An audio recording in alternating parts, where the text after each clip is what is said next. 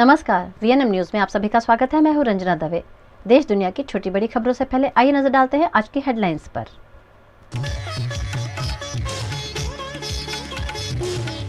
Mukhtar gang के shooter Sanjeev की Lucknow court में हत्या, वकील की ड्रेस में आए हमलावरों ने की फायरिंग।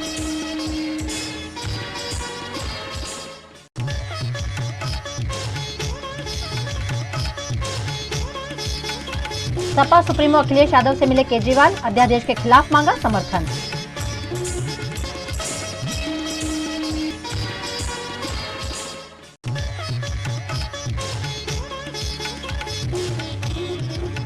और खेल मंत्री अनुराग ठाकुर से मिले पहलवान, सरकार समक्ष रखी 5 मांगे।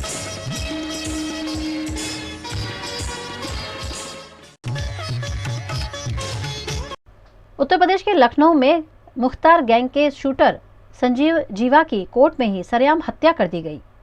लखनऊ के कैसरबाग स्थित कोर्ट में बुधवार दोपहर पेशी पर आए बदमाश संजीव माहेश्वरी उर्फ जीवा की गोली मारकर हत्या कर दी गई। हमलावर वकील की ड्रेस में आए थे। उन्होंने 5 से 6 राउंड फायरिंग की। इसमें संजीव जीवा की मौत हो गई, जबकि एक बच्ची, 2 पुलिसकर्मी समेत 4 लोग जख्मी हुए हैं। वारदात को अंजाम देने के बाद भाग रहे हमलावरों में एक को वकील ने पकड़ लिया। उसकी जमकर पिटाई की। मौके पर बड़ी संख्या में पुलिस तैनात है। जीवा मुख्तार अंसारी का करीबी था। वो लखनऊ जेल में बंद था। हाल ही में प्रशासन ने उसकी संपत्ति भी कुर्क की थी। जीवा मुजफ्फरनगर का रहने वाला था। शुरुआती दिनों में वो एक दवाखाना में कंपाउंडर की नौकरी करता था। एक मुकदमे में आए थे, फोर्स के साथ में लेके आई थी। 3:30 बजे के बाद लगभग पेशी का इंतजार कर रहे थे चैम्बर के बाद। तो जब वो पेशी के लिए अंदर जा रहे थे, उसी समय पीछे से ये हमला किया गया और इसमें हमारे जो है 2 सिपाही इंजर्ड हुए हैं। फिलहाल तो वो आउट ऑफ डेंजर है, सेफ है। एक महिला, एक बच्ची और उसके पिता, ये 3 भी आए थे। उसमें महिला की अंगुली में थोड़ी चोट आई है, बच्ची को जरूर चोट लगी है, जिसका इलाज चल रहा है। और संजीव जीवा जो है उसको तत्काल पुलिस वालों द्वारा हॉस्पिटल भेजा गया था, जहां डॉक्टर्स ने भी उसे डेथ डिक्लेयर कर दी है उसकी। इसके अलावा जो हमलावर है उसे भी पकड़ा गया है और उसे भी हॉस्पिटल भेजा गया, उसका भी इलाज चल रहा है। जैसे ही पूछताछ में जो आगे बात पता चलेगी आपको अपडेट दिया जाएगा। तो संजीव को कितनी गोलियां लगी थी वो अपडेट दिया जाएगा जब भी पोस्टमार्टम आदि और सारी जानकारी मिलेगी, उसके बाद। सपा अध्यक्ष अखिलेश यादव से मुलाकात करने के लिए दिल्ली के सीएम अरविंद केजरीवाल लखनऊ पहुंचे, जहां उनके साथ पंजाब के सीएम भगवंत मान भी मौजूद रहे। अरविंद केजरीवाल प्रशासनिक अधिकारियों के ट्रांसफर और पोस्टिंग के अधिकार से संबंधित केंद्र सरकार के बिल को राज्यसभा में नामंजूर कराने की कवायद में जुटे हैं। इसके लिए केजरीवाल गैर भाजपा दल के नेताओं से मिलकर उनसे समर्थन मांग रहे हैं। इसी कड़ी में केजरीवाल आज बुधवार को लखनऊ आकर सपा अध्यक्ष अखिलेश यादव से मिले। उनके साथ पंजाब के मुख्यमंत्री भगवंत मान, यूपी के प्रभारी सांसद संजय सिंह, दिल्ली की शिक्षा मंत्री आतिशी मार्लेना सिंह और राज्यसभा सदस्य राघव चड्ढा भी पहुंचे। मुलाकात के बाद एक पत्रकार परिषद का आयोजन भी किया गया। 8 साल की कोर्ट कचहरी की लड़ाई के बाद 11 मई को सुप्रीम कोर्ट की संविधान पीठ ने, कॉन्स्टिट्यूशन बेंच ने 5-0 से फैसला दिया कि सारी शक्तियां चुनी हुई सरकार के पास होनी चाहिए। अगर चुनी हुई सरकार के पास अफसरशाही पे कंट्रोल करने की शक्तियां नहीं होंगी तो वो सरकार काम नहीं कर सकती, चुनी हुई सरकार काम नहीं कर सकती, और ये संविधान के खिलाफ है। बहुत क्लियर ऑर्डर था, स्ट्रांग ऑर्डर था। हमें अपना अधिकार, दिल्ली के लोगों को अपना अधिकार पाने में 8 साल लग गए, लेकिन मोदी जी को 8 दिन लगे। 11 मई को सुप्रीम कोर्ट का ऑर्डर आया और 19 मई को प्रधानमंत्री जी ने अध्यादेश पारित करके सुप्रीम कोर्ट के ऑर्डर को कैंसिल कर दिया, पलट दिया।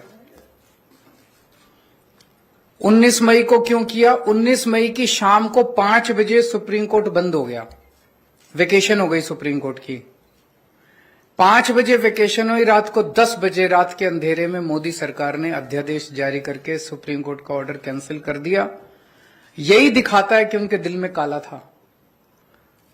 अगर वो 2 दिन पहले सुप्रीम कोर्ट का वो अध्यादेश जारी करते, हम सुप्रीम कोर्ट से जाके स्टे ले आते, लेकिन अब सुप्रीम कोर्ट बंद है, तो अभी हमें महीना भर रुकना पड़ेगा। जब सुप्रीम कोर्ट खुलेगा हम सुप्रीम कोर्ट भी जाएंगे। लेकिन ये अध्यादेश जब संसद के अंदर आएगा तो संसद में, लोकसभा में तो बीजेपी की मेजॉरिटी है, लेकिन राज्यसभा के अंदर बीजेपी के मेजॉरिटी नहीं है। 238 में से 93 केवल बीजेपी के हैं। तो अगर सारी नॉन बीजेपी पार्टियां मिल जाएं तो इस अध्यादेश को हराया जा सकता है, इसे गिराया जा सकता है। और अगर ये अध्यादेश गिर गया तो आप ये मान के चलिए कि 2024 का सेमीफाइनल हो जाएगा। राज्यसभा के अंदर अगर इनका अध्यादेश बिल नहीं बन पाता और हार जाता है, पूरे देश में बहुत स्ट्रांग मैसेज जाएगा कि मोदी सरकार दोबारा नहीं आ रही है। मेरी अभी इसमें काफी विस्तार से चर्चा हुई माननीय अखिलेश जी से, और मैं तहे दिल से उनका शुक्रिया अदा करता हूं। दिल्ली के लोगों की तरफ से, दिल्ली के 2 करोड़ लोगों की तरफ से अखिलेश जी का और उनकी समाजवादी पार्टी का मैं शुक्रिया अदा करता हूं कि उन्होंने हमें पूरा आश्वासन दिया है कि राज्यसभा के अंदर जब आएगा तो पूरे समर्थन करेंगे दिल्ली वालों का और इसका विरोध करेंगे। मैं उनको भरोसा दिलाता हूं कि दिल्ली का अध्यादेश जो आया है वो एंटी डेमोक्रेटिक है। इस ऑर्डिनेंस के जो सोच है वो एंटी डेमोक्रेटिक है। मैं आपको भरोसा दिलाता हूं कि समाजवादी पार्टी का पूरा साथ आपके साथ है। साथ ही साथ जो आप अच्छा काम कर रहे हैं शिक्षा के क्षेत्र में, स्वास्थ्य के क्षेत्र में, वो भारतीय जनता पार्टी को रास नहीं आ रहा। अच्छे काम को बिगाड़ने का काम देश में अगर कोई काम कर रहा है तो वो भारतीय जनता पार्टी है। और आपके अच्छे काम को और अच्छी सोच को देख करके घबरा रहे हैं। उन्हें लग रहा है कि दिल्ली की जनता कहीं 7 बटे सन्नाटा न कर दे बीजेपी को, इसलिए आपके खिलाफ ये ऑर्डिनेंस लाया है। मैं आपका सहयोग करूंगा, साथ दूंगा। हमारे जितने भी सदस्य हैं वो आपके साथ होंगे। ब्रजभूषण सिंह पर यौन शोषण के आरोप लगाने वाले पहलवानों ने खेल मंत्री अनुराग ठाकुर से मुलाकात कर 5 मांगे उनके सामने रखी हैं। रेसलर बजरंग पुनिया और साक्षी मलिक आज बुधवार को खेल मंत्री अनुराग ठाकुर से मुलाकात करने पहुंचे। दोनों ने अनुराग ठाकुर के सामने 5 मांगे रखी, जिसमें बजरंग और साक्षी ने कहा कि रेसलिंग फेडरेशन के पूर्व अध्यक्ष ब्रजभूषण को गिरफ्तार किया जाए और फेडरेशन का अध्यक्ष किसी महिला को बनाया जाए। साथ ही ब्रजभूषण या उनकी फैमिली का कोई मेंबर WFI का हिस्सा न रहे। WFI के चुनाव निष्पक्ष तरीके से कराए जाएं और रेसलर्स पर दिल्ली में दंगा फैलाने की FIR रद्द की जाए। प्रधानमंत्री नरेंद्र मोदी की डिग्री से जुड़े मामले में आप नेता केजरीवाल और संजय सिंह आज भी अहमदाबाद कोर्ट में पेश नहीं हुए हैं। देश के प्रधानमंत्री नरेंद्र मोदी की डिग्री से जुड़े एक मामले में अहमदाबाद कोर्ट में आज सुनवाई होनी थी, लेकिन दिल्ली के CM केजरीवाल और सांसद संजय सिंह दोनों पेशी पर नहीं गए। 23 मई को भी इस मामले में CM अरविंद केजरीवाल और आप सांसद संजय सिंह कोर्ट में पेश नहीं हुए थे। इसके बाद कोर्ट ने नया समन जारी करके उन्हें पेश होने के लिए कहा था। दरअसल गुजरात यूनिवर्सिटी ने दोनों नेताओं के खिलाफ मानहानि का केस दर्ज करवाया है। PM मोदी की डिग्री से जुड़े इस मामले में केजरीवाल और संजय सिंह पर यूनिवर्सिटी की छवि खराब करने का आरोप है। यूनिवर्सिटी ने दायर याचिका में कहा है कि केजरीवाल और संजय सिंह लगातार संस्था की प्रतिष्ठा पर सवाल उठा रहे हैं। उनको पता है कि PM की डिग्री पहले वेबसाइट पर अपलोड की जा चुकी है। इसके बावजूद दोनों नेता कह रहे हैं कि डिग्री न दिखाकर यूनिवर्सिटी सच छिपा रही है, जबकि ऐसा कुछ भी नहीं है। खबरों का दौर यूं ही चलता रहेगा। फिलहाल वक्त है एक ब्रेक का। विश्व पर्यावरण दिवस के मौके पर इंडियन ऑयल गुजरात रिफाइनरी ने लिया है एक खास संकल्प, राष्ट्रीय ऊर्जा की जरूरतों को पूरा करने और जिम्मेदार नागरिक बनने की ओर उम्दा पहल। 2046 तक इंडियन ऑयल हो जाएगा नेट जीरो। 2046 तक शुद्ध शून्य कार्बन उत्सर्जन का लक्ष्य। हरित भविष्य की ओर IOCL की नई शुरुआत।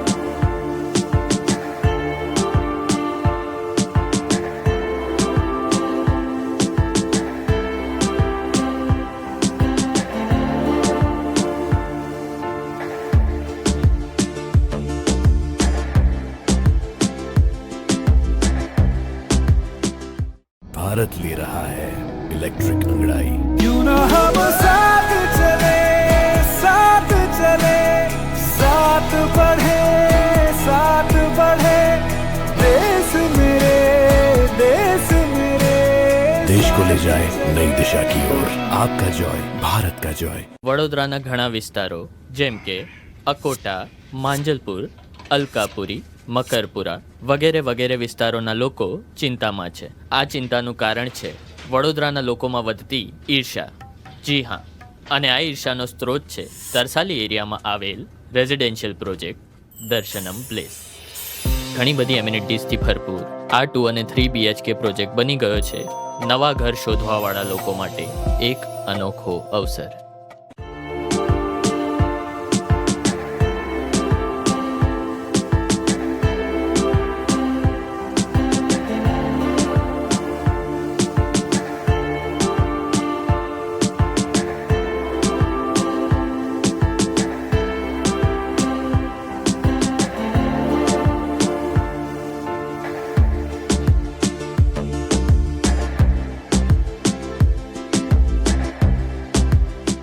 भारत ले रहा है इलेक्ट्रिक अंगड़ाई। क्यों ना हम साथ चले, साथ चले, साथ बढ़े, साथ बढ़े, देश मेरे, देश मेरे।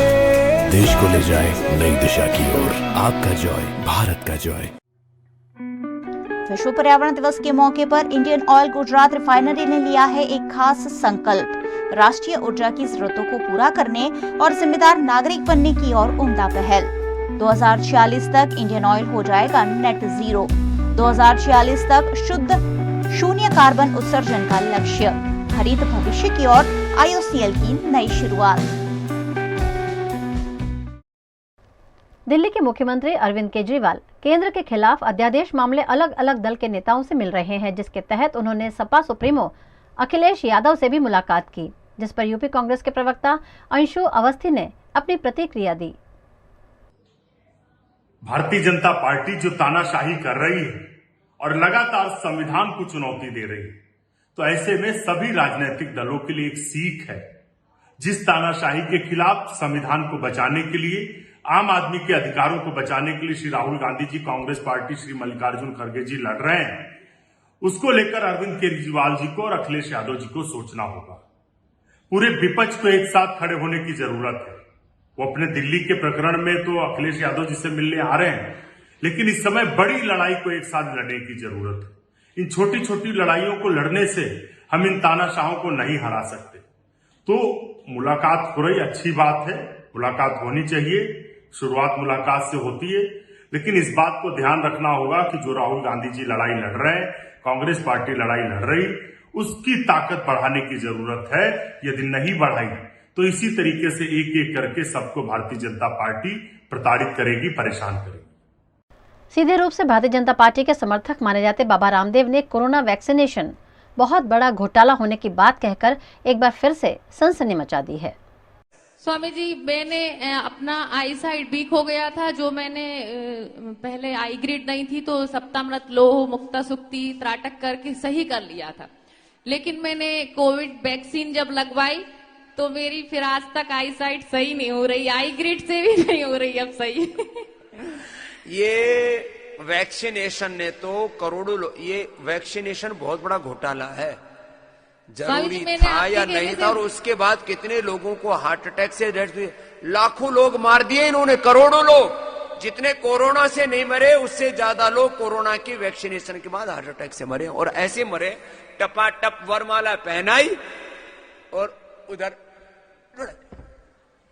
ये हुआ है, वरमाला पहनाते वहीं मर गए, जबकि सारे कोई बीमारी नहीं थी, ना हार्ट में ब्लॉकेज थी ना और कुछ था।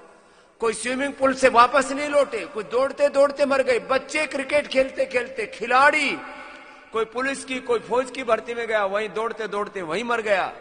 ये वैक्सीनेशन के बाद हार्ट अटैक हो रहा है, वैक्सीनेशन के बाद आंखें चली गई, वैक्सीनेशन के बाद लोगों के कान खराब हो गए, वैक्सीनेशन के बाद शुगर हो गई, वैक्सीनेशन के बाद पैरालिसिस हुआ है, वैक्सीनेशन के बाद सफेद दाग हुए हैं, वैक्सीनेशन के बाद लोगों को अर्थराइटिस हुआ है, और जिनके लिवर किडनी फेलियर और कैंसर था, कैंसर रिकरेंस हुआ है।